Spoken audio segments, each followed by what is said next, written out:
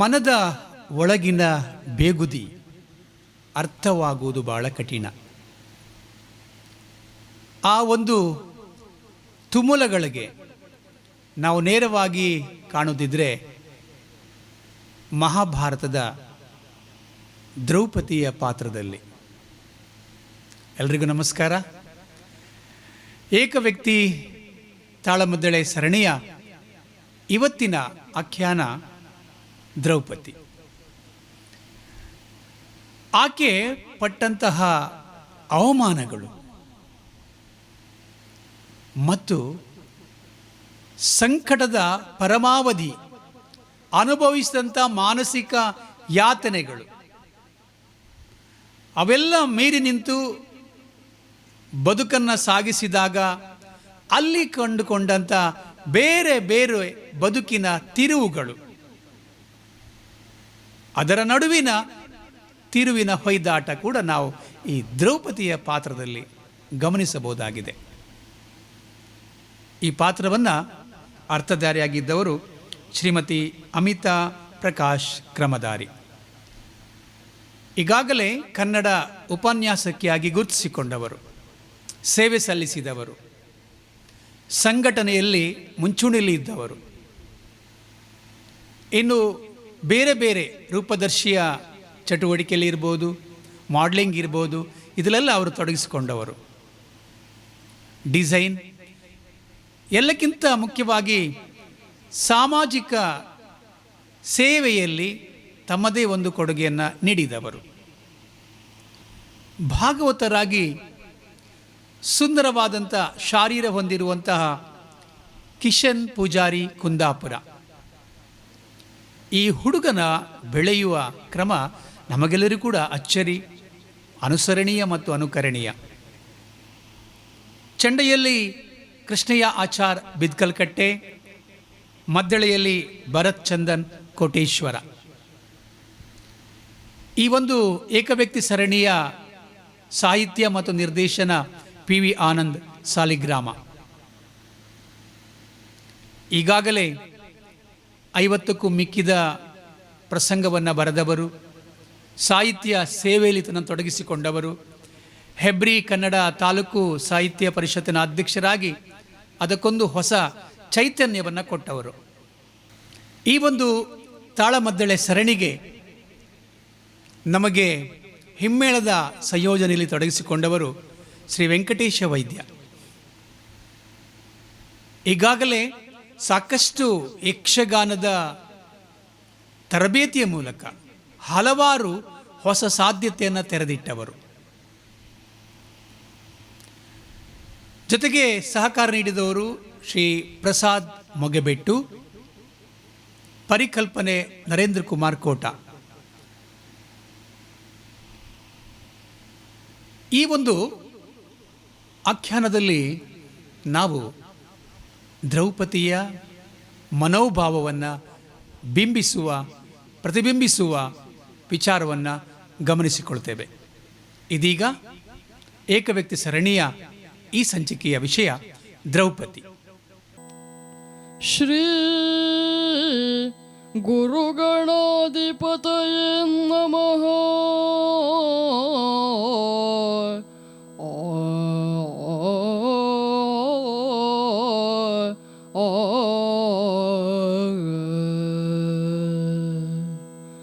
ಗಜಮುಖ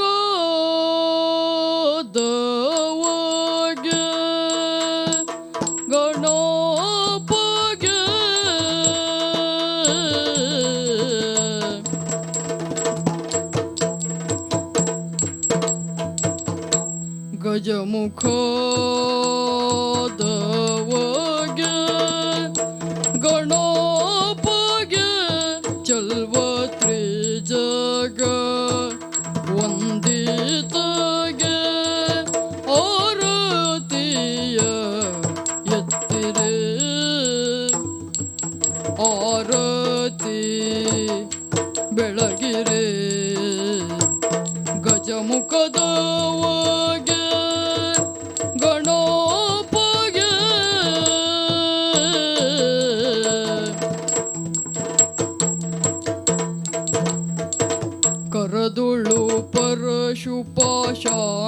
ವಂಶದೋರಿಗೆ ಹರುಷದಿ ಬಕೂತರ ಪೊರೆವಗೆ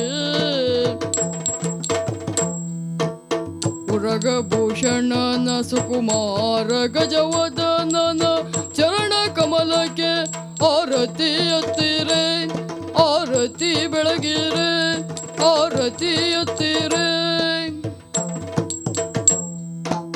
ಗಜಮುಖದ ಹೊಗೆ ಗಣಪಗೆ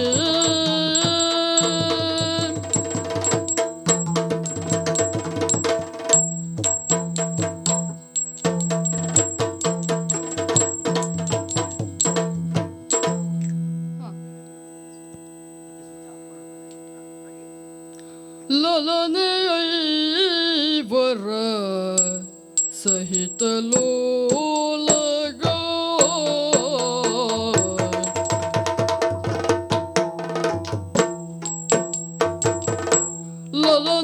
ಲಲನೆಯವರ ಸಹಿತ ಲೋಲಗ ಲಲಿತ ನಡೆಯೋ ಬದು ಪೀಠದೆ ಲಲಿತ ನಡೆಯೋ ಬಂದು ಪೀಠದೆ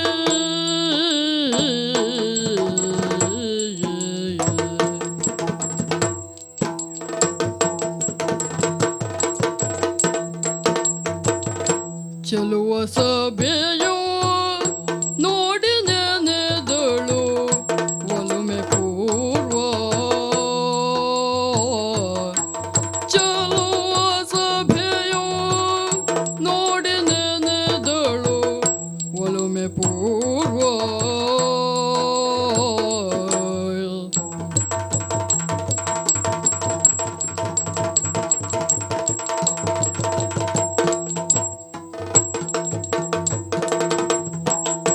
ಚೆಲುವ ಸಭೆಯೋ ನೋಡಿ ನೆನೆದಳು ಒಲುಮೆ ಪೂರ್ವ ಓ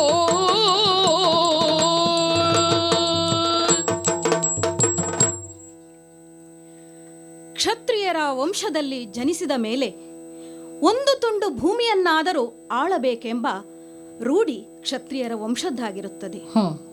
ಅದೇ ರೀತಿ ನನ್ನ ಪತಿಗಳೈವರೂ ಕೂಡ ಒಂದು ತುಂಡು ಭೂಮಿಯನ್ನಾದರೂ ಆಳಬೇಕು ಎಂಬ ಆಸೆಯಿಂದ ಇಂದು ಹಸ್ತಿನಾವತಿಯ ರಾಜ್ಯಭಾರವನ್ನು ಮಾಡುತ್ತಿದ್ದಾರೆ. ಓಹೋ. ಆದರೆ ಕುರುಕ್ಷೇತ್ರ ಯುದ್ಧ ಮುಗಿದು ಈ ಹಸ್ತಿನಾವತಿಯ ಸಿಂಹಾಸನದಲ್ಲಿ ಕುಳಿತು ಒಮ್ಮೆ ಆಲೋಚನೆ ಮಾಡುವಾಗ ಹಿಂದೆ ನಡೆದಿರುವಂತಹ ಎಲ್ಲ ಘಟನೆಗಳು ಪುಂಖಾನುಪುಂಖವಾಗಿ ಒಂದೊಂದಾಗಿಯೇ ನನ್ನ ಮನಸ್ಸಿಗೆ ಬರುತ್ತಿದೆ. ಬಹಳ ಸುಂದರವಾಗಿರುವಂತಹ ಸಭೆ. ಆದರೆ ಈ ಸಭೆಯಲ್ಲಿ ಅದು ಎಂತೆಂತಹ ಘಟನೆಗಳು ನಡೆದು ಹೋಗಲಿಲ್ಲ. ಬಹುಶಃ ನನ್ನ ಪರಿಚಯ ಈಗಾಗಲೇ ಆಗಿರಬೇಕು. ಪಾಂಡವರೈವರು ಅಂದರೆ ಅದು ದ್ರೌಪದಿಗೆ ಮಾತ್ರ ತಾನೆ. ಆ ದ್ರೌಪದಿ ನಾನೇ. ತೋತ ದ್ರೌಪದನು ನಮೋ ಓ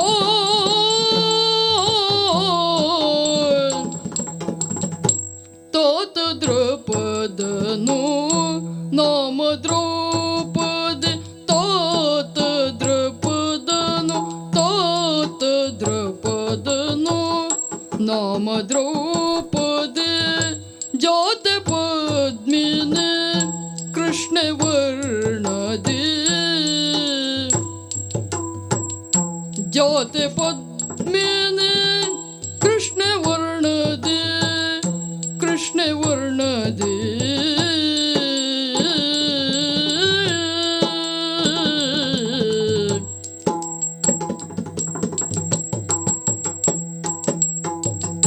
ಪ್ರೀತಿಯ ಜೋನದೆ ಲಕುಮಿಯೌಷಧಿ ಇರಲು ಬಳಿಕ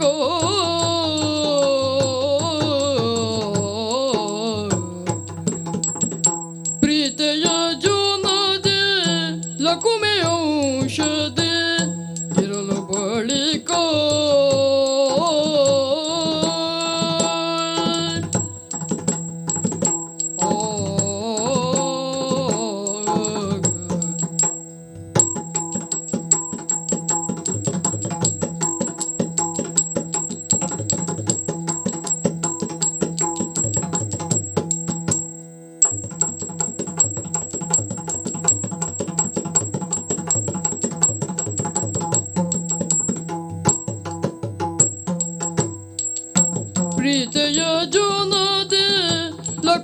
ಔಷಧಿ ಇರಲು ಬಳಿಕ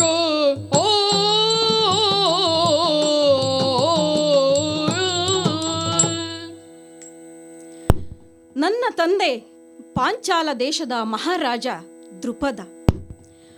ಹಾಗಂತ ಹಾಗೆ ಹೀಗೆ ಹುಟ್ಟಿದವಳಲ್ಲ ನಾನು.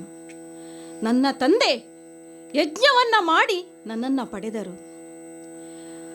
ವಿಶೇಷವಾಗಿರುವಂತಹ ವರನಿಗೆ ನನ್ನನ್ನು ಮದುವೆ ಮಾಡಿಕೊಡಬೇಕೆಂಬ ಆಸೆಯೂ ಕೂಡ ನನ್ನ ತಂದೆಗೆ. ಆ ಯಜ್ಞದ ಮೂಲಕ ನನಗೆ ಒಬ್ಬ ಸಹೋದರನೂ ಇದ್ದಾನೆ, ದೃಷ್ಟದ್ಯುಮ್ನ ಎಂದು ಅವನ ಹೆಸರು. ಪದ್ಮಿನಿ ಎಂಬ ಶ್ರೇಷ್ಠ ಕುಲದಲ್ಲಿ ಜನಿಸಿದವಳು ನಾನು.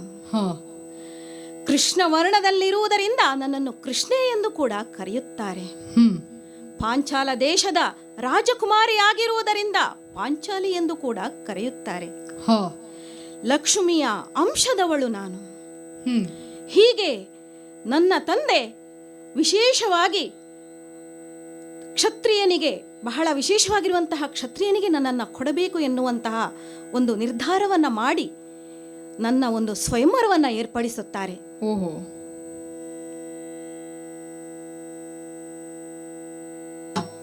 ಮಾಸ ಪೋಷವೋ ಶುಕ್ಲ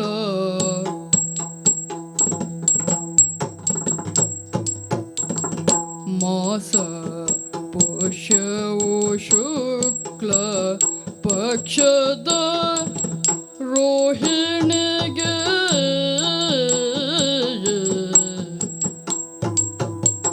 ಸುಸಾಲ ಶುಭ ದಿನದಿ ರಚಿಸಿ ಸ್ವಯಂವರವಾಗ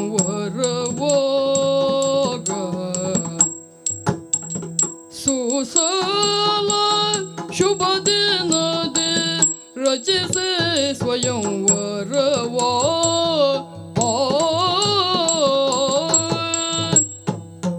ಲೇಸಾಗಿ ಮತ್ಸ್ಯಯಂತ್ರವ ಛೇದಿಸಿದ ನರನು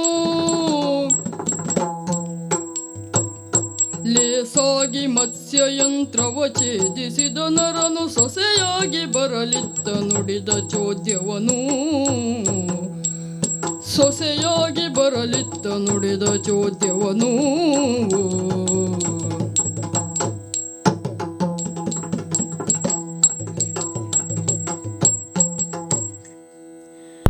ಬಹಳ ವಿಶೇಷವಾದ ದಿನದಂದು ನನ್ನ ತಂದೆ ದೃಪದ ಮಹಾರಾಜರು ಸ್ವಯಂವರವನ್ನು ಏರ್ಪಡಿಸುತ್ತಾರೆ.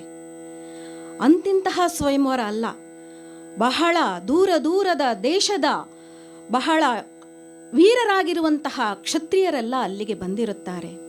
ಆದರೆ ನನ್ನ ತಂದೆಗೆ ಆಸೆ ಇರುವಂಥದ್ದು ಏನು ಗೊತ್ತೇ?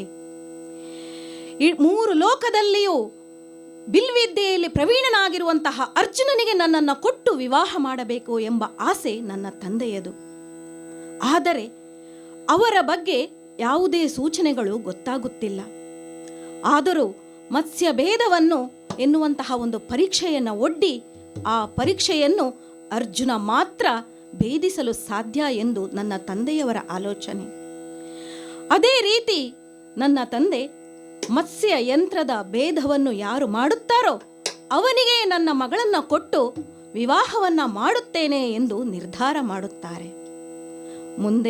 ಮುಂದೆ ಆ ಒಂದು ಮತ್ಸ್ಯ ಯಂತ್ರವನ್ನು ಅರ್ಜುನನು ಭೇದಿಸಿ ನನ್ನನ್ನು ವರಿಸಿ ನನ್ನನ್ನು ವಿವಾಹವಾಗುತ್ತಾರೆ. ಮುಂದೆ ತಂದ ಪ್ರಸಾದವನು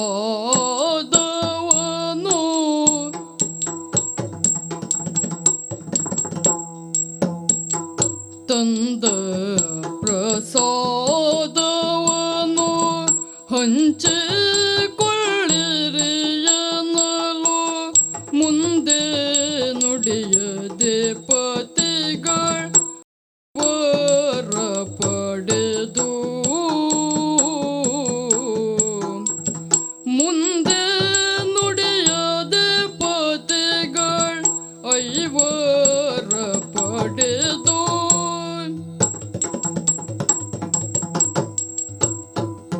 ತಂದೆ ವ್ಯಾಸರು ಧರ್ಮರಾಯ ಜಟಿಲೆಯ ಕಥೆಯ ತಂದೆ ವ್ಯಾಸರು ಧರ್ಮರಾಯ ಜಟಿಲೆಯ ಕಥೆ ಬಳಿಕ ಮಾಮರಲತೆಯ ಚಂದದಿಂದೊರೆದಿರಲು ಬಳಿಕ ಮಾಮರಲತೆಯ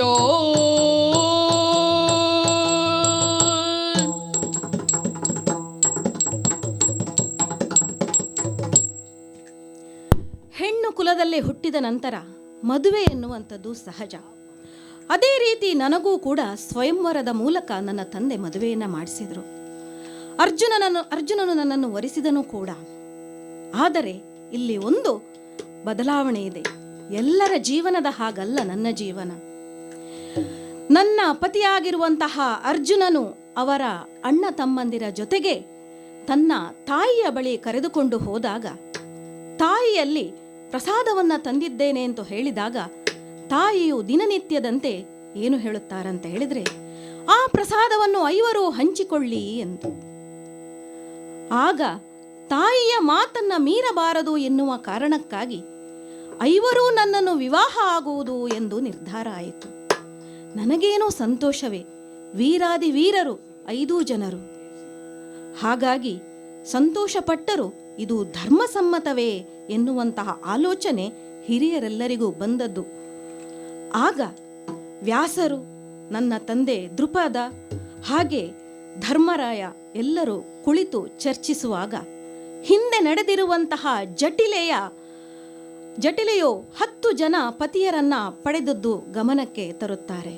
ಹಾಗಾಗಿ ಈ ವಿವಾಹವು ಕೂಡ ಧರ್ಮಸಮ್ಮತವಾಗಿರುತ್ತದೆ ಎನ್ನುವಂತಹ ನಿರ್ಧಾರಕ್ಕೆ ಬಂದು 5 ನನ್ನನ್ನು ಕೊಟ್ಟು ವಿವಾಹ ಮಾಡುವುದು ಎಂದು ನಿರ್ಧರಿಸುತ್ತಾರೆ. ನಾರದರೊರೆದಿರಲು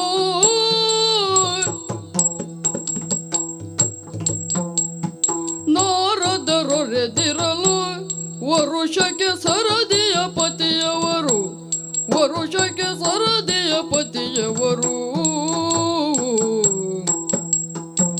ಇರುತ್ತಿರ ಸಮಯದಿ ಕಂಡರೆ ಯಾಕ್ಷಣ, ಇರುತ್ತಿರ ಸಮಯದಿ ಕಂಡರೆ ಯಾಕ್ಷಣ ತೆರಳುತ್ತ ಮುಂದಕ್ಕೆ ದೇವಳ ದರ್ಶನ, ಇರುತ್ತಿರ ಸಮಯದಿ ಕಂಡರೆ ಯಾಕ್ಷಣ ತೆರಳುತ್ತ ವರುಷಕ್ಕೆ ದೇವಳ ದರ್ಶನ. ನಾರದರೊರೆದಿರಲು ನನ್ನ ವಿವಾಹವಾಗಿ ಹೋಗುವಾಗ ನನ್ನ ಪತಿಗಳಾದ ಪಾಂಡವರ 5 ಕಾಡಿನಲ್ಲಿದ್ದರು. ಅವರ ರಾಜ್ಯವನ್ನ ಬಿಟ್ಟು ಅರಗಿನ ಮನೆಯಲ್ಲಿ ಅವರನ್ನ ಸುಡುವಂತಹ ಒಂದು ಪ್ರಯತ್ನ ನಡೆದಿತ್ತು. ಅದರಿಂದ ಹೊರಗೆ ಬಂದು ಅಲೆಮಾರಿಗಳ ಹಾಗೆ ಜೀವನವನ್ನು ನಡೆಸ್ತಾ ಇದ್ರು. ಹಾಗಾಗಿ ತಂದಿರುವಂತಹ ಯಾವುದೇ ಭಿಕ್ಷದ ಅನ್ನವರಿರಲಿ ಏನೇ ಇರಲಿ 5 ಜನ ಹಂಚಿಕೊಳ್ಳಿ ಎನ್ನುವ ಹಾಗೆ ಇಂದೂ ಕೂಡ ಹಂಚಿಕೊಳ್ಳಿ ಎಂದು ಹೇಳಿದಾಗ ನನ್ನನ್ನು 5 ವಿವಾಹವಾಗುವುದೆಂದು ನಿರ್ಧಾರ ಆಯಿತು. ಸಂಸಾರ ಹೇಗೆ ಮುಂದಕ್ಕೆ 5 ಜನರ ಜೊತೆಗೆ ಸಂಸಾರ ಸರಿತೂಗಿಸುವುದು ಹೇಗೆ ಎನ್ನುವಂತಹ ಆಲೋಚನೆ ಬಂದಾಗ ನಾರದರು ಬಂದು ಒಂದು ಸಲಹೆಯನ್ನು ಕೊಡುತ್ತಾರೆ. 1 ವರ್ಷಗಳ ಕಾಲ ಒಬ್ಬೊಬ್ಬ ಪತಿಯ ಜೊತೆ ನೀನು ಸಂಸಾರವನ್ನು ಮಾಡಬೇಕು ಅಂತ. ಹಾಗೆ ಧರ್ಮರಾಯ, ಭೀಮ, ಅರ್ಜುನ, ನಕುಲ ಸಹದೇವರ ಜೊತೆ 1 ವರ್ಷಗಳ ಕಾಲ ನೀನು ಸಂಸಾರವನ್ನು ಮಾಡಬೇಕು ಎಂದು ಹಿರಿಯರು ನಿಶ್ಚಯಿಸುತ್ತಾರೆ. ಹಾಗೆ ಎಲ್ಲಿಯಾದರೂ ಒಬ್ಬ ಪತಿಯೊಡನೆ ನಾನು ಅಂದರೆ ದ್ರೌಪದಿ ಇದ್ದಾಗ ಯಾರಾದರೂ ನೋಡಿದರೆ ಅವರು ಮುಂದಕ್ಕೆ ಯಾವುದಾದರೂ ದೇವರ ದರ್ಶನವನ್ನು ಮಾಡಿ ತಮ್ಮ ಪಾಪವನ್ನು ಪರಿಹಾರ ಮಾಡಿಕೊಳ್ಳಬೇಕು ಎಂದು ಕೂಡ ಸಲಹೆಯನ್ನು ಕೊಡುತ್ತಾರೆ. ಮುಂದಕ್ಕೆ ಯುಧಿಷ್ಠಿರ ರಾಜಸೂಯ ಯಾಗದಿಂದ ಆದಿ ನರಸಿಯೋ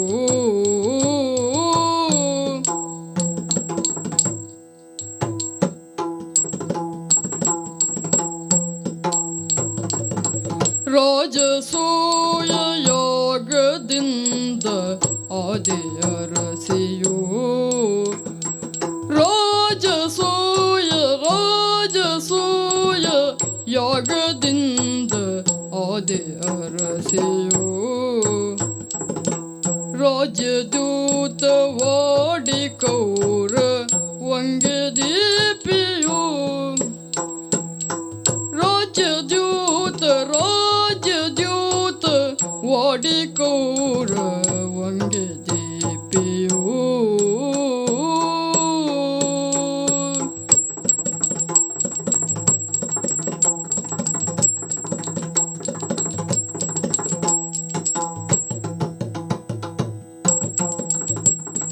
ರಾಜ್ಯದ್ಯೂತ ಓಡಿ ಕೌರವಂಗೆ ದೀಪಿಯೋ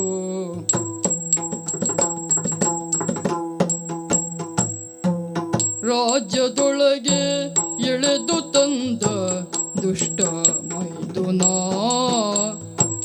ರಾಜ್ಯದೊಳಗೆ ಎಳೆದು ತಂದ ರಾಜ್ಯದೊಳಗೆ ಎಳೆದು ತಂದ ದುಷ್ಟ ಮೈದುನ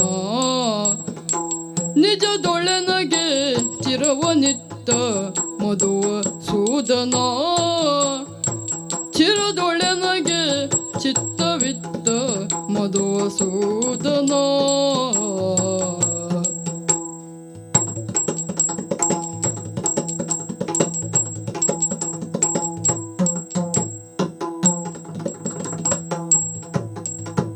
ರಾಜಸೂಯ ಯಾಗದಿಂದ ಆದಿ ನರಸಿಯೋ ರಾಜ್ಯದ್ಯೂತ ಓಡಿ ಕೌರವಂಗೆ ದೀಪಿಯೋ ಮುಂದೆ ಎಲ್ಲ ರಾಜರು ಮಾಡುವಂತೆ ನನ್ನ ಪತಿ ಯುಧಿಷ್ಠಿರ ಮಹಾರಾಜರು ಕೂಡ ರಾಜಸೂಯ ಯಾಗವನ್ನು ಮಾಡುತ್ತಾರೆ. ಅಂತಿಂತಹ ಯಾಗವಲ್ಲ, ಬಹಳ ಶ್ರೇಷ್ಠವಾಗಿರುವಂತಹ ಯಾಗ. ಆ ಒಂದು ಯಾಗವನ್ನು ಮಾಡಿದ ನಂತರ ಅರಸಿ ಎನ್ನುವ ಪಟ್ಟವೂ ಬಂತು. ಆದರೆ ಕೌರವಾದಿಗಳು ಅಂದರೆ ದುರ್ಯೋಧನಾದಿಗಳಿಗೆ ನಮ್ಮ ಈ ಏಳಿಗೆಯನ್ನ ಕಂಡು ಸಹಿಸಲಿಲ್ಲ. ಏನೋ ಕುತಂತ್ರವನ್ನ ಹುನ್ನಾರವನ್ನ ಮಾಡಲು ಪ್ರಾರಂಭಿಸಿದರು. ನಮ್ಮ ಇಂದ್ರಪ್ರಸ್ಥದ ವೈಭವವನ್ನ ಅವರಿಂದ ನೋಡಲಿಕ್ಕಾಗಲಿಲ್ಲ. ಬಹುಶಃ ಕೃಷ್ಣೆಯ ಅದೃಷ್ಟವೇ ಕೆಟ್ಟದೋ ಏನೋ. ಹೇಳಿಕೊಳ್ಳಲು 5 ಪತಿ, ಅದೇ ಸದರವಾಯಿತೆ. ಕೌರವರು ಪಾಂಡವರನ್ನು ಹೇಗಾದರೂ ಮಾಡಿ ಬಗ್ಗು ಬಡಿಸಲೇಬೇಕು ಎನ್ನುವ ಕಾರಣಕ್ಕಾಗಿ ದ್ಯೂತಕ್ಕೆ ಕರೆಯನ್ನು ಕೊಡುತ್ತಾರೆ. ಧರ್ಮರಾಯ ಹಿಂದು ಮುಂದು ಆಲೋಚನೆ ಮಾಡದೆ ದ್ಯೂತವಾಡಲು ಹೊರಡುತ್ತಾನೆ. ರಾಜನಾದವನಿಗೆ ಇದು ಧರ್ಮವೇ? ಒಂದು ರಾಜ್ಯವನ್ನ ಆಳುವವನಿಗೆ ಇದು ಧರ್ಮವೇ? ಬಹುಶಃ ಆಟವೆಂದು ಹೋಗಿರಬಹುದು. ಹಾಗಾಗಿ ತನ್ನ ತಮ್ಮಂದಿರನ್ನೆಲ್ಲ ಕರೆದುಕೊಂಡು ಹೋಗುತ್ತಾನೆ ಹಸ್ತಿನಾವತಿಗೆ. ನಾನು ಕೂಡ ಬಹಳ ಸಂಭ್ರಮದಲ್ಲಿ ಹೊರಟೆ. ಆಟ ಅಲ್ಲವೇ, ನೋಡೋಣ. ಅಲ್ಲದೆ ಅಲ್ಲಿಯ ದಾಯಾದಿಗಳ ಹೆಂಡತಿಯರ ಒಂದು ಕಣ್ಣಿಗೆ ಒಂದು ಮತ್ಸರವನ್ನು ಹುಟ್ಟಿಸುವಂತಹ ಉದ್ದೇಶವನ್ನು ಸಣ್ಣದಾಗಿದ್ದಿರಬಹುದೇನೋ ನನ್ನಲ್ಲಿ. ಬಹುಶಃ ಹೆಣ್ಣಾದವಳಿಗೆ ಇರುವಂತಹ ಆಸೆ ಅದು. ಹಾಗೆ ಬಹಳ ಸಂಭ್ರಮದಿಂದ ಹೊರಟೆ. ಅಲ್ಲದೆ ನನ್ನ ಹತ್ತಿರ ಬಹಳ ವಿಶೇಷವಾಗಿರುವಂತಹ ಆಭರಣಗಳು ಬೇರೆ ಇದ್ದವು. ಆ ಆಭರಣವನ್ನ ನೋಡ್ಲಿಕ್ಕೆ ಅಂತ ಹೇಳಿಯೇ ಎಲ್ಲರೂ ಸುತ್ತುವರಿತಾ ಇರ್ತಾ ಇದ್ರು. ಹಾಗಾಗ್ಲಿಕ್ಕೆ ಹೋಗಿ ಆ ಒಂದು ಸಂಭ್ರಮದಲ್ಲಿ ನಾನು ಹೊರಟೆ. ಆದರೆ ಅಲ್ಲಿ ದ್ಯೂತ ಆಡ್ತಾ ಆಡ್ತಾ ಆಡ್ತಾ ಏನಾಯ್ತು ಹೇಳಿದ್ರೆ, ದುಶ್ಯಾಸನ ಬಂದು ರಜಸ್ವಲೆಯಾಗಿದ್ದ ನನ್ನನ್ನು ಒಂಟಿ ಬಟ್ಟೆಯಲ್ಲಿ ಆ ಸಭೆಗೆ ಕರೆದುಕೊಂಡು ಹೋಗುತ್ತಾನೆ. ನನ್ನ ಮಾನ ಹರಣವನ್ನ ಮಾಡಲು ಯತ್ನಿಸುತ್ತಾನೆ. ಆದರೆ ಇಂತಹ ಒಂದು ಘಟನೆ ಈ ಒಂದು ಸಭೆಯಲ್ಲಿ ನಡೆಯುತ್ತದೆ ಎಂದು ನಾನು ಕನಸಿನಲ್ಲೂ ಎಣಿಸಿರಲಿಕ್ಕಿಲ್ಲ. ಬಹುಶಃ ರಾಜಕುಮಾರಿಯಾದವಳಿಗೆ, ಅರಸಿಯಾದವಳಿಗೆ ಇಂತಹ ಒಂದು ದಿನ ಬರುತ್ತದೆ ಎಂದರೆ ನನಗೆ ಕಲ್ಪಿಸಿಕೊಳ್ಳಲಿಕ್ಕೂ ಸಾಧ್ಯ ಇಲ್ಲ. ಅಲ್ಲಿ ಎಂತಹ ಸಭೆ ಅದು! ದೊಡ್ಡ ದೊಡ್ಡ ಮಹಾರಾಜರು, ವಿದ್ವಾಂಸರು ಇರುವಂತಹ ಸಭೆ. ಆದರೆ ನನ್ನ ಮಾನಹರಣ ಆಗುವಾಗ ಎಲ್ಲರೂ ತಲೆ ತಗ್ಗಿಸಿ ಕುಳಿತಿದ್ದಾರಲ್ಲ. ನನ್ನ ಪತಿರಾಯ ಧರ್ಮರಾಯ ತನ್ನ ತಮ್ಮಂದಿರನ್ನೆಲ್ಲ ಪಣಕ್ಕಿಟ್ಟು, ತನ್ನನ್ನು ಪಣಕ್ಕಿಟ್ಟು, ಹೆಂಡತಿಯನ್ನು ಪಣಕ್ಕಿಟ್ಟು ಈ ರೀತಿಯ ಒಂದು ದಿವಸವನ್ನ ತಂದಿಟ್ಟನಲ್ಲ. ಯಾರಲ್ಲಿ ಹೇಳಲಿ ನನ್ನ ಮೊರೆಯನ್ನು? ಹಾಗಂತ ಸುಖವನ್ನು ಕಂಡೆನೆ ನಾನು. ಮಹಾರಾಜನ ಮಗಳಾಗಿದ್ದವಳು ನಾನು. ನನ್ನ ವಿವಾಹವೇನು ವೈಭವದಲ್ಲಿ ನಡೆಯಿತು. ಆದರೆ ನಾನು ಬಂದಂತಹ ಪರಿಸ್ಥಿತಿ ಹೇಗೆ? ನನ್ನ ಪತಿಗಳು ಐವರು ನನ್ನನ್ನು ಕರೆದುಕೊಂಡು ಬಂದದ್ದು ಹೇಗೆ ಗೊತ್ತೇ? ನಾನು ಹೇಗೆ ವೈಭವದಿಂದ ನನ್ನ ಅತ್ತೆಯ ಮನೆಗೆ ಬರಬೇಕಿತ್ತು. ನಾನು ದಾರಿಯಲ್ಲಿ ನಡೆದುಕೊಂಡು ಬರುವಂತಹ ಪ್ರಸಂಗ ಒದಗಿ ಬಂತು. ನನಗೆ ಒಂದು ರಥವನ್ನು ಕೂಡ ವ್ಯವಸ್ಥೆ ಮಾಡುವ ಸ್ಥಿತಿಯಲ್ಲಿ ಆಗ ಪಾಂಡವರು ಇರಲಿಲ್ಲ. ಆಯಿತು, ಹೋಗಲಿ, ಆಯಿತು, ಮುಂದಕ್ಕೆ ಒಂದಲ್ಲ ಒಂದು ದಿನ ಒಳ್ಳೆಯ ದಿನ ಬರುತ್ತದೆ ಎನ್ನುವಂತಹ ಒಂದು ದಿನದಲ್ಲಿ ಎಲ್ಲರೂ ಮುಂದೂಡುವಂಥದ್ದೇ ಅಲ್ವಾ? ಹೌದು. ಹಾಗೆ ನಾನು ಕೂಡ ಒಂದಲ್ಲ ಒಂದು ದಿನ ಒಳ್ಳೆ ದಿನ ಬರ್ತದೆ ಅಂತ ಹೇಳಿಯೇ ಕಾಯ್ತಾ ಇದ್ದೆ. ಬಂತು, ಇಂದ್ರಪ್ರಸ್ಥ ಬಂತು, ರಾಜ್ಯ ಸಿಕ್ಕಿತು, ರಾಜ್ಯವನ್ನ ಸಂತೋಷದಿಂದ ಆಳಿದೆವು. ಆದರೆ ಈ ದ್ಯೂತ ಎನ್ನುವಂತಹ ಒಂದು ಕೆಟ್ಟ ಆಟ ಇದೆಯಲ್ಲ, ಇದು ನನ್ನ ಜೀವನದ ಗತಿಯನ್ನೇ ಬದಲಾಯಿಸಿತು. ಆ ನನ್ನ ಮಾನಹರಣದ ಸನ್ನಿವೇಶದಲ್ಲಿ ಯಾರ ಜೊತೆ ನಾನು ಕೈಯೊಡ್ಡಿ ಬೇಡಲಿ, ಯಾರ ಜೊತೆ ಕೈಯೊಡ್ಡಿ ಬೇಡಲಿ, ಆ ಸ್ಥಿತಿ ಯಾವ ಹೆಣ್ಣಿಗೂ ಬರಬಾರದು. ಆಗ ನನಗೆ ಪಕ್ಕನೆ ನೆನಪಾಗಿರುವಂಥದ್ದು ಯಾರೆಂದರೆ ಶ್ರೀಕೃಷ್ಣ ಪರಮಾತ್ಮ. ಈ ನನ್ನ ಕಷ್ಟದಿಂದ ಪಾರು ಮಾಡಲು ಅವನೊಬ್ಬನೇ ಸಾಧ್ಯ ಎಂದು ಹೇಳಿ ಕೈ ಮುಗಿದು ಕೃಷ್ಣನ ಧ್ಯಾನವನ್ನ ಮಾಡಿದೆ. ಆದರೆ ನನ್ನ ಹಿತೈಷಿ ಬಂಧು ಅಣ್ಣನಾಗಿರುವಂತಹ ಶ್ರೀಕೃಷ್ಣ ಪರಮಾತ್ಮ ಹಿಂದೆ ಮುಂದೆ ಯೋಚನೆ ಮಾಡದೆ ನನ್ನ ಎಳೆಯುತ್ತಿರುವ ವಸ್ತ್ರವನ್ನ ಅಕ್ಷಯವನ್ನಾಗಿ ಮಾಡಿದ, ನನ್ನ ಮಾನವನ್ನು ಉಳಿಸಿದ. ಖಂಡಿತ ಜೀವನ ಇಡೀ ನಾನು ಅವನಿಗೆ ಋಣಿಯಾಗಿರುವೆ. ಹೀಗೆ ಅಂತಹ ಒಂದು ಮಾನಹರಣದ ಸನ್ನಿವೇಶಗಳು ಬಂದಾಗ ನನ್ನ ಪತಿಗಳ ಇವರು ತಲೆ ತಗ್ಗಿಸಿ ಕುಳಿತಿದ್ದಾರಲ್ಲ, ಬಹುಶಃ ಇಂತಹ ಸನ್ನಿವೇಶ ಯಾವ ಹೆಣ್ಣಿಗೂ ಒದಗಬಾರದು, ಯಾವ ಹೆಣ್ಣಿಗೂ ಒದಗಬಾರದು. ಕಾಡು ಮೇಲಲಿದೆ ಪತಿಗಳ್ ಎಂದ ತೀರದಲ್ಲಿ,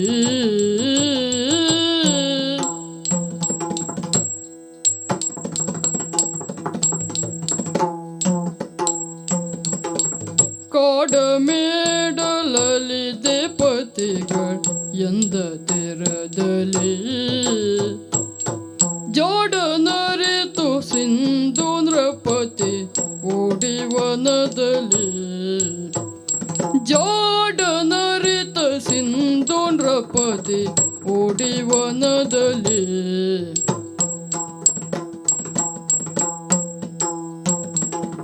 ನಾಡ ಸೇರಿ ಕೇಶ ಸೇವೆ ಗುರುತು ಸುರಿಸುತ್ತ, ನಾಡ ಸೇರಿ ಕೇಶ ಸೇವೆ ಗುರುತು ಸುರಿಸುತ್ತ, ಮೂಡಕ್ಕೆ ಚಕನವನ ಯಮನ ಮನೆಗೆ ಕಳುಹುತ್ತ,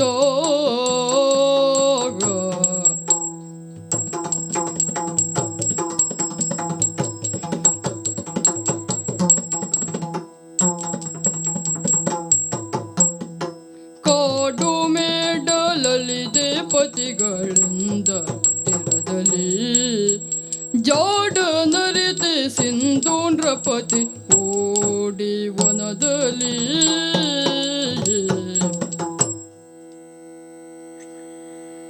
ದ್ಯೂತ ಆಡಿದ ನಂತರ ಸೋತವರು 12 ವರ್ಷ ವನವಾಸ, 1 ವರ್ಷ ಅಜ್ಞಾತವಾಸವನ್ನ ಅನುಭವಿಸಬೇಕು ಎಂದು ನಿರ್ಧಾರ ಆಯಿತು. ಆದರೆ ಇದು ಯಾವುದೂ ತಿಳಿಯದವಳು ನಾನು.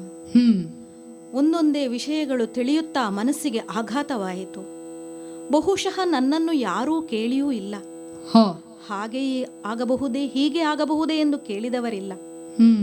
ಆದರೆ ನನ್ನ ವಿಧಿಯೇ ಬೇರೆಯೇ ಆಗಿತ್ತು. ಮಹಾರಾಣಿಯಾಗಿ ಮೆರೆಯಬೇಕಾಗಿದ್ದವಳು ಪತಿಗಳ ಇವರ ಜೊತೆಯಲ್ಲಿ ಕಾಡು ಮೇಡಲ್ಲೇ ಅಲೆಯುವಂತಹ ಸಂದರ್ಭ ಒದಗಿ ಬಂತು. ಓಹೋ, ಕಾಡಲ್ಲಿ ಅಲೆಯುವುದು ಅಂತ ಹೇಳಿದ್ರೆ ಅಷ್ಟು ಸುಲಭವೇ? ನಾಡಿನಲ್ಲಿ ಇರುವಂತಹ ಯಾವ ಸೌಕರ್ಯಗಳು ಅಲ್ಲಿ ಇರುವುದಿಲ್ಲ. ದುಷ್ಟ ಮೃಗಗಳ ಕಾಟ. ಕ್ಷತ್ರಿಯರಾಗಿರುವಂತಹ ನನ್ನ ಪತಿಗಳ ಐವರು ಬಿಟ್ಟರೆ ಬೇರೆ ಯಾರೂ ಇಲ್ಲ. ಓಹೋ, ಆ ದುಷ್ಟ ಮೃಗಗಳ ಕಾಟದಲ್ಲಿ ಆ ಒಂದು ಕಾಡಿನಲ್ಲಿ ಬದುಕಬೇಕು ಅಂತ ಹೇಳಿದ್ರೆ ಅಷ್ಟು ಸುಲಭ ಅಲ್ಲ. ಶತ್ರುಗಳ ಕಾಟವೂ ಇಲ್ಲ ಎಂದಲ್ಲ, ಶತ್ರುಗಳು ಕೂಡ ಹುಡುಕಿಕೊಂಡು ಬಂದಾರು. ಯಾಕೆ ಅಂತ ಹೇಳಿದ್ರೆ ಕೌರವನಾಗಿರುವಂತಹ ದುರ್ಯೋಧನನ ಆಲೋಚನೆ ಅಂತಿಂತದ್ದಲ್ಲ. ಓಹೋ 12 ವರ್ಷ ಇವರನ್ನ ವನವಾಸದಲ್ಲಿಟ್ಟರೆ ಹೇಗೆ ಬದುಕಿ ಬರುತ್ತಾರೆ ಹಿಂತಿರುಗಿ ಎನ್ನುವಂತಹ ಒಂದು ಕೆಟ್ಟ ಆಲೋಚನೆ ಇರಬಹುದು. ಹಾ ಬಹುಶಃ ಆ ಕಾರಣಕ್ಕಾಗಿಯೇ ಸಣ್ಣ ಅವಧಿಯಲ್ಲ 12 ವರ್ಷದ ಅವಧಿಯನ್ನ ವನವಾಸ ಅಂತ ಹೇಳಿ ಇಟ್ಟಿದ್ದಾನೆ. 1 ವರ್ಷ ಅಜ್ಞಾತವಾಸ, ಯಾರಿಗೂ ಗುರುತು ಸಿಗದ ಇದ್ದ ಹಾಗೆ ನಾವು ಜೀವನವನ್ನ ಮಾಡಬೇಕು. ಈ 12 ವರ್ಷ ವನವಾಸವನ್ನ ಕಳೆಯುವುದು ಅಷ್ಟು ಸುಲಭವಾಗಿರಲಿಲ್ಲ. ಅಂತಹ ಒಂದು ಕಾಲದಲ್ಲಿ ಸೈಂಧವನಾಗಿರುವಂತಹವನು ನನ್ನನ್ನು ಅಪಹರಣವನ್ನ ಮಾಡುವಂತಹ ಒಂದು ಪ್ರಯತ್ನವನ್ನ ಮಾಡ್ತಾನೆ. ಆದರೆ ಭೀಮ ನನ್ನ ಪ್ರೀತಿಯ ಪತಿ ಯಾವಾಗಲೂ ಕೂಡ ನನ್ನನ್ನು ರಕ್ಷಿಸುತ್ತಾನೆ. ಹಾಗೆಯೇ ಮುಂದಕ್ಕೆ ನಾವು 1 ವರ್ಷದ ಅಜ್ಞಾತವಾಸವನ್ನ ವಿರಾಟನ ಅರಮನೆಯಲ್ಲಿ ಕಳೆಯುವಂತಹ ಪ್ರಸಂಗ ಒದಗಿ ಬರುತ್ತದೆ. ನಮ್ಮ 5 ಜನ ಪತಿಯರ ಹಾಗೂ ನನ್ನ ಗುರುತು ಸಿಗದ ಹಾಗೆ ಅಲ್ಲಿ ನಾವು ವಾಸವಾಗಿದ್ದೆವು. ಅಲ್ಲಿ ಹೋಗಿ ಏನಾದರೂ ಸುಖವಿತ್ತೇ? ಇಲ್ಲ. ಅಲ್ಲಿಯೂ ಮಹಾರಾಣಿಯ ತಮ್ಮನಾಗಿರುವಂತಹ ಕೀಚಕನ ಉಪಟಳದಿಂದ ನನಗೆ ಬಹಳ ತೊಂದರೆಯಾಯಿತು. ಯಾರ ಹತ್ತಿರ ಹೇಳಿಕೊಳ್ಳಲಿ? ಗುರುತು ಸಿಗದೇ ಇರುವಂತಹ ಜಾಗ ಅದು. ಪತಿಗಳೈವರು ಬಿಟ್ಟರೆ ಬೇರೆ ಯಾರೂ ಇಲ್ಲ ಅಲ್ಲಿ. ಪತಿಗಳ ಜೊತೆ ಮಾತಾಡಿದರೆ ಯಾರಿಗಾದರೂ ಅನುಮಾನ ಬರುವುದೆಂಬ ಭಯ ಬೇರೆ. ಏನು ಮಾಡಲಿ? ಬಾಣಸಿಗನಾಗಿರುವಂತಹ ಭೀಮನೇ ನೆನಪಾದ ಆಗಲೂ ನನಗೆ. ಭೀಮನ ಹತ್ತಿರ ಹೋಗಿ ಕೀಚಕನು ನನಗೆ ತೊಂದರೆಯನ್ನ ಕೊಡುತ್ತಿದ್ದಾನೆ, ಏನು ಮಾಡುವುದು ಅಂತ ಹೇಳಿದಾಗ ಕೀಚಕನು ಅವನನ್ನ ಸಂಹಾರ ಮಾಡುತ್ತಾನೆ. ಹೀಗೆ ಮುಂದೆ ರಾಜ್ಯದಾಸೆಗಾಗಿ ಯಮಗೆ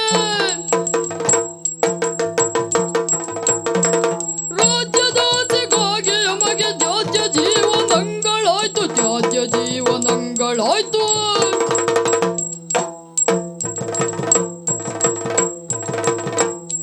ವ್ಯಾಜ್ಯವಾಗಬೇಕು ಎನ್ನಲು ಕೃಷ್ಣ ಗೈದನು.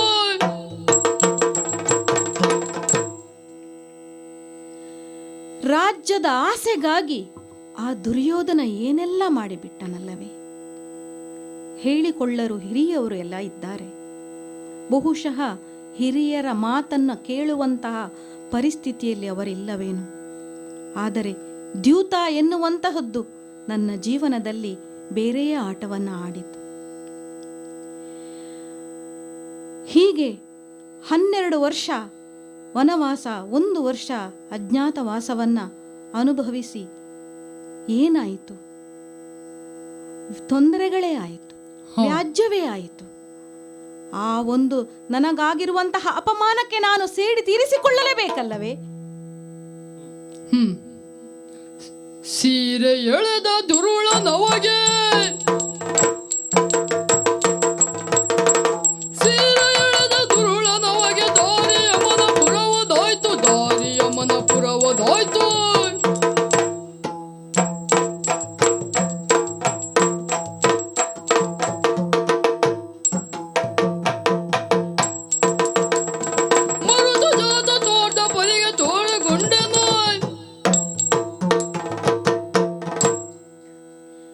ವನವಾಸ ಅಜ್ಞಾತವಾಸವನ್ನು ಮುಗಿದು ಹೋದರೂ ನಮ್ಮ ರಾಜ್ಯ ನಮಗೆ ಸಿಗುವ ಹಾಗೆ ಇಲ್ಲ. ಪುನಃ ಸಂಧಾನದ ಪ್ರಯತ್ನ ನಡೆಯುತ್ತದೆ. ಯಾವುದೇ ಕಾರಣಕ್ಕೂ ಮಾತ್ರ ನನಗೆ ಸಂಧಾನದ ಅವಶ್ಯಕತೆ ಇಲ್ಲ. ನನ್ನ ಮಾನಹರಣವನ್ನ ಮಾಡಿದ, ನನ್ನ ಸೀರೆಯನ್ನು ಎಳೆದ ಆ ದುಶ್ಯಾಸನನನ್ನ ಕೊಲ್ಲಲೇಬೇಕು. ಇದಕ್ಕೆ ನನಗೆ ಬೆನ್ನೆಲುಬಾಗಿ ನಿಂತವನು ನನ್ನ ಪತಿ ಭೀಮ. ಹಾಗೆಯೇ ಕೃಷ್ಣನೂ ಕೂಡ ಭಾಷೆಯನ್ನೆತ್ತಿದ್ದಾನೆ. ನಿನ್ನ ಪತಿಗಳಾದ ಪಾಂಡವರೈವರ ಮೂಲಕ ಆ ವಂಶವನ್ನು ನಾಶ ಮಾಡುವ ಹೊಣೆ ನನ್ನದು ಎಂದು ಹೇಳಿದ್ದಾನೆ. ಹಾಗಾಗಿ ಆ ದುಶ್ಯಾಸನ ದುರ್ಯೋಧನಾದಿಗಳ ವಂಶ ನಿರ್ವಂಶ ಆಗುವವರೆಗೆ ನನಗೆ ನೆಮ್ಮದಿ ಇಲ್ಲ. ಆ ದುರುಳ ನನ್ನ ಕಣ್ಣೆದುರಲ್ಲೇ ನಾಶವಾಗುವುದನ್ನು ನೋಡಿದೆ. ಭೀಮನು ನನಗೆ ಸಹಾಯ ಮಾಡಿದ. ಹೀಗೆ ಹಂತ ಹಂತವಾಗಿಯೂ ನನಗೆ ಭೀಮನು ಸಹಾಯವನ್ನ ಮಾಡುತ್ತಾ ಬರುತ್ತಾನೆ. ಕೃಷ್ಣನೂ ಕೂಡ ಹಿತೈಷಿಯಾಗಿ ಅಣ್ಣನಾಗಿ ಸಲಹೆಯನ್ನು ಕೊಡುತ್ತಾ ಬರುತ್ತಾನೆ. ಬಹುಶಃ ಧರ್ಮ ಎನ್ನುವಂಥದ್ದು ಏನು ಅಂತ ಗೊತ್ತಿದ್ರೆ ನನ್ನ ಪತಿಗಳಿಗೆ ದ್ಯೂತವನ್ನು ಆಡಲಿಕ್ಕೆ ನಾನು ಬಿಡ್ತಾ ಇರಲಿಲ್ಲ. ಕೃಷ್ಣ ಹೇಳಿದಾಗಲೇ ಗೊತ್ತಾದದ್ದು. ಕೃಷ್ಣ ಹೇಳುವವರೆಗೆ ಧರ್ಮ ಯಾವುದು ಎನ್ನುವಂತಹ ವಿಚಾರ ನನಗೂ ತಿಳಿದಿರಲಿಲ್ಲ. ಆದರೆ ಇದೆಲ್ಲ ನಮ್ಮ ಜೀವನದಲ್ಲಿ ನಡೆಯಬೇಕಿತ್ತೋ ಏನೋ, ಎಲ್ಲವೂ ನಡೆದು ಹೋಯಿತು. ಹಾಗಂತ ಸುಖ ಸಿಕ್ಕಿತೆ, ರಾಜ್ಯ ಸಿಕ್ಕಿತೆ, ರಾಜ್ಯಕ್ಕಾಗಿ ಇಷ್ಟೆಲ್ಲ ಹೋರಾಟ ಮಾಡಬೇಕಿತ್ತೆ? ಈಗ ಅನಿಸುತ್ತಿದೆ, ವರಯುಧಿಷ್ಠಿರ ಪ್ರತಿವಿಂದ್ಯನೋ, ವರಯುಧಿಷ್ಠಿರ ಪ್ರತಿವಿಂದ್ಯನೋ,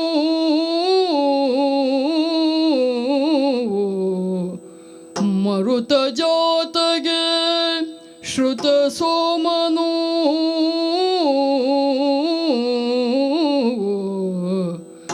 ಅರ್ಜುನಂಗ ಶ್ರುತ ಕೀರ್ತಿಯೋ, ಜನಿಸೆ ಬಳಿಕದೆ ತರಳ ಶಾತನಿಕ ನಕುಲಂಗೆ,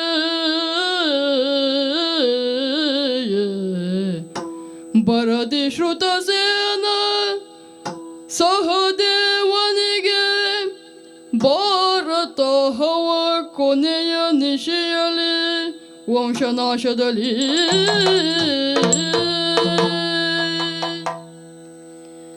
ಒಂದು ಹೆಣ್ಣಿಗೆ ಮದುವೆ ಎನ್ನುವುದು ಒಂದು ಹೇಗೆ ಸೌಭಾಗ್ಯವೋ, ಹಾಗೆಯೇ ಮಕ್ಕಳು ಎನ್ನುವಂಥದ್ದು ಒಂದು ಸೌಭಾಗ್ಯವೇ.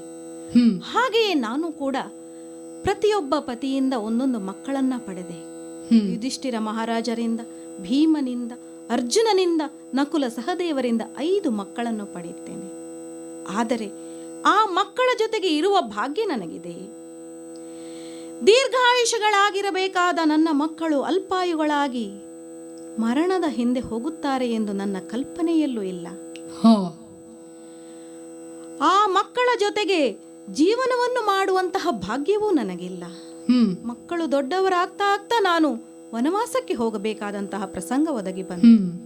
ಇನ್ನೇನು ಮಕ್ಕಳ ಜೊತೆಗೆ ಒಳ್ಳೆಯ ರೀತಿಯ ಜೀವನ ಸಾಗಿಸಬೇಕು ಅನ್ನುವಂತಹ ಸನ್ನಿವೇಶದಲ್ಲಿ, ಯುದ್ಧದ ಕೊನೆಯ ದಿನವಾಗಿರುವಂತಹ ದಿನದಲ್ಲಿ ಅಶ್ವತ್ಥಾಮ ಬಂದು ಆ ನನ್ನ ಮಕ್ಕಳ 5ರನ್ನು ಕೊಂದು ಹೋಗುತ್ತಾನೆ. ಎನ್ನ ಚೈತನ್ಯವೋ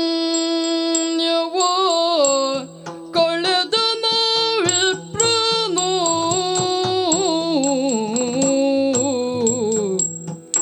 ಎನ್ನ ಚೈತನ್ಯವೋ ಕಳೆದನ ವಿಪ್ರನೋ, ಹೆಣ್ಣು ತನದ ನಿಜ ಭಾಗ್ಯವ ಕಳೆದೆನು, ಹೆಣ್ಣು ತನದ ನಿಜ ಭಾಗ್ಯವ ಕಳೆದೆನು, ತುಂಬಿದ ಬಾಳುವೆ ಹಾಳಾಗಿ ಹೋಗಲು, ತುಂಬಿದ ಬಾಳುವೆ ಹಾಳಾಗಿ ಹೋಗಲು, ಹಂಬಲು ನಾನಾದೆ ವಿಧಿಯನು ಹಳಿಯಲು,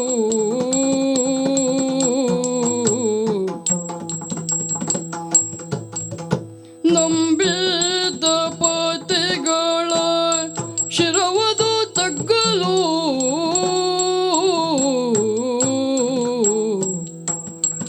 ನಂಬಿದ ಪತಿಗಳ ಶಿರವದು ತಗ್ಗಲು, ಅಂಬುಜನಾಭನ ಲೀಲೆಯೆಂದರಿಯಲು, ಅಂಬುಜನಾಭನ ಲೀಲೆಯೆಂದರಿಯಲು. ಕಷ್ಟಗಳನ್ನೇ ನೋಡಿದ ಜೀವನವಾಯಿತು. ಇನ್ನಾದರೂ ತುಂಬು ಜೀವನವನ್ನು ಮಾಡಿಕೊಂಡು ಹೋಗಲು ಸಾಧ್ಯ ಎಂದು ಆಸೆಯನ್ನ ಪಟ್ಟೆ. ಆದರೆ ಯುದ್ಧದ ಕೊನೆಯ ದಿನದಂದು ಆಗಿರುವಂತಹ ಘಟನೆ ನನ್ನ ಜೀವನದ ಆಸೆಯನ್ನೇ ನುಚ್ಚುನೂರು ಮಾಡಿತು. ಅಶ್ವತ್ಥಾಮನು ನನ್ನ ಮಕ್ಕಳ 5ರನ್ನು ಮಧ್ಯರಾತ್ರಿ ಬಂದು ಕೊಂದು ಹಾಕುತ್ತಾನೆ. ನನ್ನ ಪತಿಗಳ 5ರು ತಲೆ ತಗ್ಗಿಸಿ ಕುಳಿತಿದ್ದಾರೆ. ಆದರೆ ಮುಂದೆ ತಿಳಿಯಿತು ಇದು ಕೃಷ್ಣನ ನಿರ್ಧಾರ ಎಂದು. ಇಲ್ಲದಿದ್ದರೆ ನನ್ನ ಪತಿಗಳ 5ರು ಅಂದು ಮಡಿದಿರುತ್ತಿದ್ದರಂತೆ. ಆದರೆ ನನ್ನ ಭಾಗ್ಯವನ್ನೇ ಕಳೆದು ಬಿಟ್ಟಾನಲ್ಲ, ನನಗೆ ಸಂಸಾರದ ಯೋಗವೇ ಇಲ್ಲ ಅಂತ ಮಾಡಿಬಿಟ್ಟನಲ್ಲ. ಯಾರನ್ನು ಹಳಿಯಲಿ, ವಿಧಿಯನ್ನು ಹಳಿಯಲಿ, ನನ್ನ ಹಣೆ ಬರಹವನ್ನು ಹಳಿಯಲಿ. ಏನು ಸೌಭಾಗ್ಯವನ್ನ ನೋಡಿದೆ ನಾನು. ಪೀಠ ಮುಳ್ಳಿನ ತೆರದಿ ಚುಚ್ಚಿರೆ, ಪೀಠ ಮುಳ್ಳಿನ ತೆರದಿ ಚುಚ್ಚಿರೆ, ಪೋಟರಿತೆನು ಬಾಳು ನಶ್ವರ,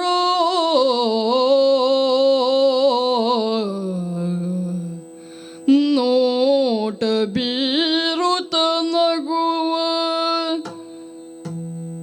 ಮುಗುಳು ನಗುತ್ತಿರಲೆ,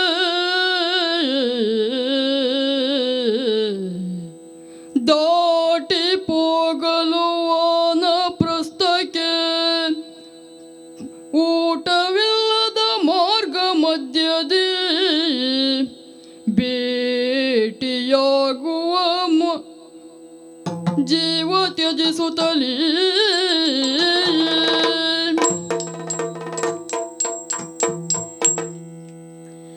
ಹೆಣ್ಣಾದವಳಿಗೆ ಆಸೆ ಇರುವುದು ಸಹಜವೇ. ಹಾಗಂತ ಅತಿ ಆಸೆಯನ್ನು ಪಡಲಿಲ್ಲ ನಾನು. ನನ್ನ ಗಂಡಂದಿರು ರಾಜ್ಯವನ್ನ ಆಳಬೇಕು ಎನ್ನುವಂತಹ ಆಸೆ ನನಗೂ ಇತ್ತು. ಅಂತೆಯೇ ರಾಜ್ಯ ಭಾರವನ್ನ ಮಾಡುವಾಗ ನಮಗೆ ಇರುವಂತಹ ಸನ್ನಿವೇಶ ಎಂತಹ ಪರಿಸ್ಥಿತಿ ಬಂದಿತ್ತು. ರಾಜ್ಯ ಇದೆ, ಆದರೆ ನನ್ನ ಬಳಿ ಇದ್ದಂತಹ 5 ಮಕ್ಕಳನ್ನು ನಾನು ಕಳೆದುಕೊಂಡೆ. ಇನ್ನು ಯಾರಿಗಾಗಿ ಈ ಒಂದು ರಾಜ್ಯವನ್ನ ನೋಡಬೇಕು ನಾನು? ವೈರಾಗ್ಯ ಬರುವುದು ಸಹಜ ಅಲ್ಲವೇ? ಈ ಜೀವನ ಎನ್ನುವಂಥದ್ದು ನಶ್ವರ ಅಂತಹ ಬಂತು ನನ್ನ ತಲೆಗೆ. ಇಷ್ಟೆಲ್ಲ ರಾಜ್ಯದ ಒಂದು ಆಸೆಗಾಗಿ ಇಷ್ಟೆಲ್ಲ ಹೋರಾಟ ಮಾಡಬೇಕಿತ್ತೆ. ಇದೆಲ್ಲ ಯೋಚನೆ ಮಾಡುವಾಗ ಇನ್ನು ಯಾರಿಗಾಗಿ ನಾನು ಬಾಳಲಿ, ಯಾಕಾಗಿ ಬಾಳಲಿ? ನನ್ನ ಮಾವನಾದ ಯಮನ ಪಾದಕ್ಕೆ ಎರಗುತ್ತೇನೆ ಎಂದು ನಿರ್ಧಾರವನ್ನ ಮಾಡುತ್ತಾ ಮುಂದೆ ಹೋಗುತ್ತಿದ್ದೇನೆ.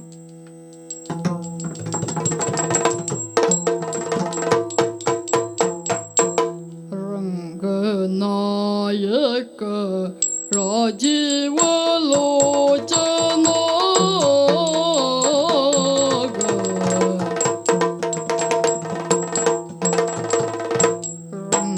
ರಂಗನಾಯಕ ರಾಜೀವ ಲೋಚನ, ರಮಣನೆ ಬೆಳಗಾಯಿತೇಳೆನ್ನುತ್ತ ಅಂಗನೆಲ ಕುಮಿತ ಪತಿಯ ನೆಬ್ಬಿಸಿದಳು, ಶೃಂಗಾರದ ನಿದ್ದೆ ಸಾಕೆನ್ನುತ್ತ ಪಕ್ಷಿರಾಜನು ಬಂದು ಬಾಗಿಲ ಬಳಿ ನಿಂದು ಅಕ್ಷಯ ತೆರೆದೆನ್ನ ವೀಕ್ಷಿಸೆಂದು, ಪಕ್ಷಿ ಜಾತಿಗಳೆಲ್ಲ ಚಿಲಿಪಿಲಿಗುಟ್ಟುತ್ತ ಸೂಕ್ಷ್ಮದ ತೆರದಲ್ಲಿ ಸ್ಮರಿಸುವರು. ರಂಗನಾಯಕ ರಾಜೀವ ಲೋಚನ, ರಮಣನೆ ಬೆಳಗಾಯಿತೇಳೆನ್ನುತ್ತ ಅಂಗ ನೆಲ ಕುಮಿತ ಪತಿಯ ನೆಬ್ಬಿಸಿದಳು, ಶೃಂಗಾರದ ನಿದ್ದೆ ಸಾಕೆನ್ನುತ್ತ ರಂಗ ಏಳೆನ್ನುತ್ತ ನಿದ್ದೆ ಸಾಕೆನ್ನುತ್ತ ರಂಗ ರಂಗ ರಂಗ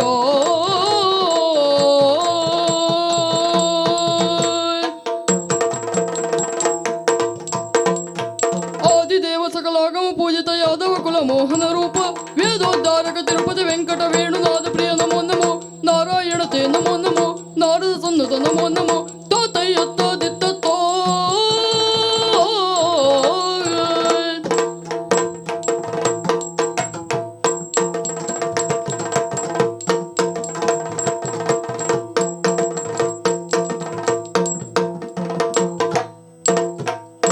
ಕೃಷ್ಣಾಯ ವಾಸುದೇವಾಯ ದೇವಕಿ ನಂದನಾಯ ಚ ನಂದ ಗೋಪಕುವರಾಯ ಶ್ರೀ ಗೋವಿಂದಾಯ ನಮೋ ನಮಃ.